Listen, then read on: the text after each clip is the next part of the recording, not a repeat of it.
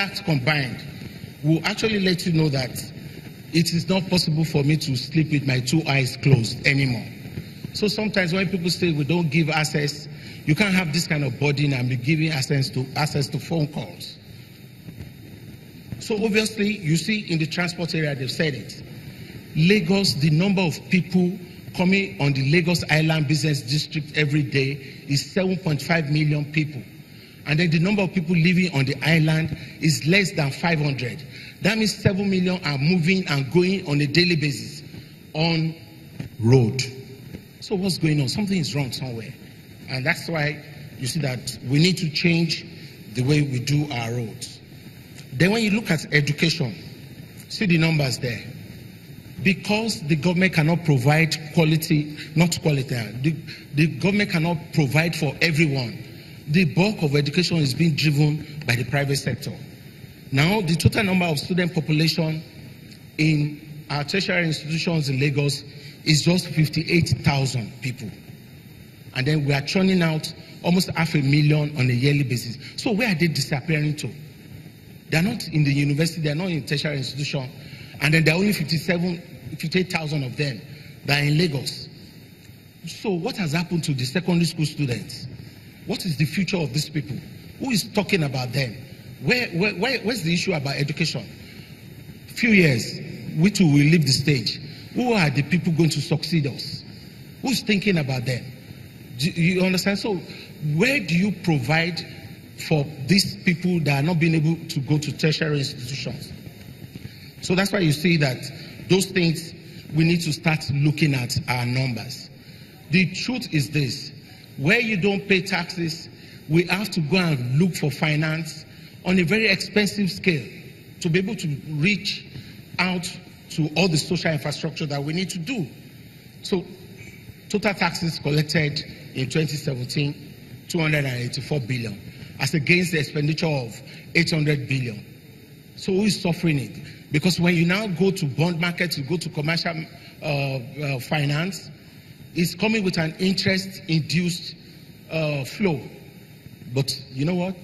We delay, and then eventually we still have to pay through the IGR and the taxes that you pay. So when we're paying, we pay principal and pay interest. So the question is this: do we have to continue to run the template in that manner? The answer is no. So we need to talk to ourselves and say, you know what?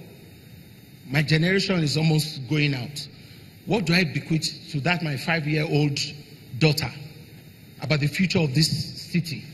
Those are the questions I'm asking myself. And I need to do something, because then she will be the one that will pay for all this, because we refuse to pay for it. That's why I said, you know what? I will show you the numbers. I will tell you as it is. And then when you look at the population numbers of Lagos, if we were to be sharing the federation account money based on per head, so the person living in Animosho has 1 vote, and the same person in Ikoyi has 1 vote. So I have to share the money equally.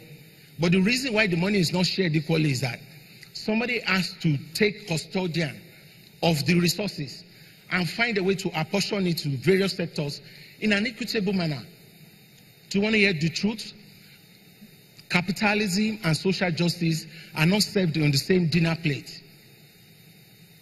Social justice is driven by that plate where you have to, first of all, serve incidence of tax to allow the rich and the poor to have comfort of life. So that's how it is.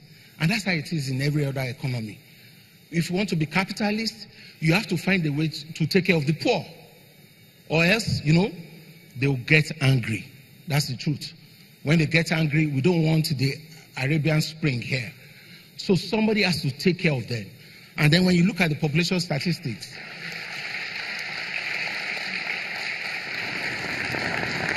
so those people living in Ajegunle, those people living in Alimosho, they have larger population than us living in Lekki. They deserve a comfortable life. That's why there's a government. So that we take from the rich in a compromising manner where all of us will agree and take care of them. Because you know what? When you decide to neglect them, and we send our own children abroad, and then we put them on first class and business class, Do you know what? They're still coming back here. And then those ones that we left here will be the ones controlling the government. So that's why there is a government. I don't think somebody in UAC or Unilever or Zenith Bank will be thinking about all that. It's about profitability. But again, you have assigned me that I should take care of them on your behalf. So that's why I'm reporting back to you. This thing is...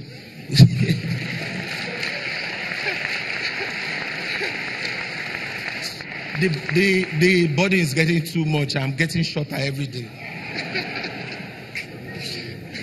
It's my life. I'll survive. Okay. But obviously, that's the story there. You see the gap. And then look at the major cities. I don't want to read it out. But just look at the major cities. Look at the population. Look at what they are spending. And then you can say they are developed economies. But that spending is coming from taxes anyway.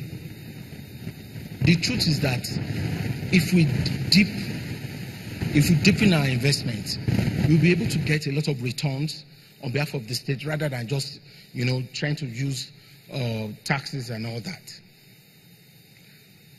And then I went through that quote. The ultimate test of a man's conscience may be his willingness to sacrifice something today for future generations whose words of thanks will not be heard. Gaylord Nelson. Now, look at the picture there. That is a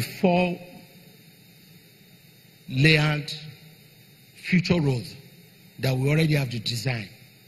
Okpebi Link Road, when you go at the back of Sheraton, the idea is to stretch it firstly to Maryland and then to the 3rd Mainland Bridge. It's possible. You just have to dream it. And then that's what we're doing about.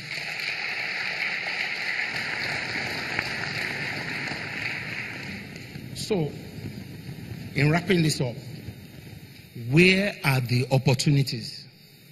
Now, we've gone away to show you what the scorecard is. Again, we want to invite the business community to just hear us out.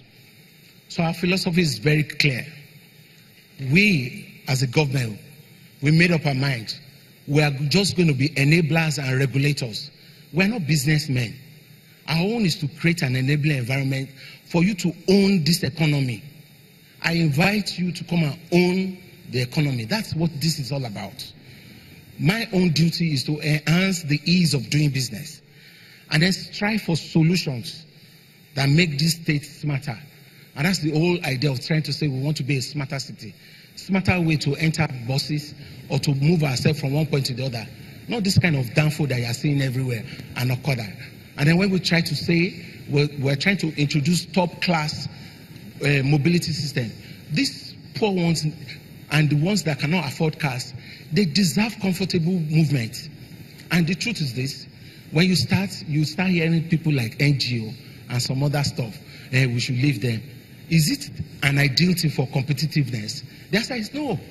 Somebody has to stand up and say they deserve the same air-conditioned car that I drive, and then we push it. So my take is this: there's so many opportunities in government.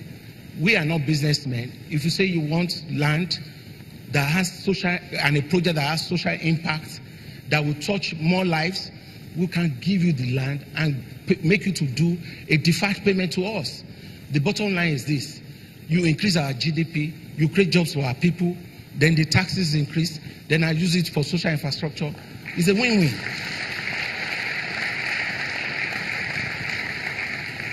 So, like in education, there are plenty space for private universities. We need specialist colleges. It doesn't have to be a university that has 5 faculties. It can even be a faculty for tourism or hospitality, or even anything that has to do with vocational and technical skills. We need hospitality schools. The kind of service that we get in our hospitality business, it's uncalled for. Somebody has to stand up. You go to ordinary West African coast, they serve you courteously. So somebody has to do it. And there's so many opportunities there. You don't even have good